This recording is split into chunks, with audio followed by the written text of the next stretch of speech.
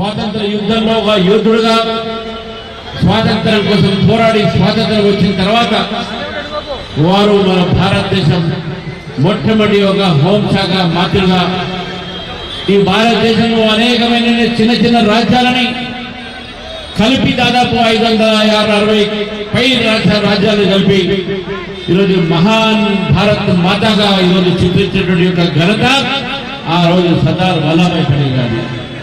అందులో భాగంగానే హైదరాబాద్ స్టేట్ అంటే ఇప్పుడు తెలంగాణ భారతదేశంలో భాగం అయిందంటే భారతదేశంలో ఈరోజు మనం గర్వంగా బతుకుతున్నాం అంటే భారతీయులను చెప్పుకుంటున్నాం అంటే భారత మాత గాలి ఇక్కడ పీలుస్తున్నాం అంటే కేవలం ఘనత సర్దార్ వల్లభాయ్ పటేల్ గారిది. ఆ రోజు ఇక్కడ నిజాం సర్కార్ ఆపరేషన్ పోలో తర్వాత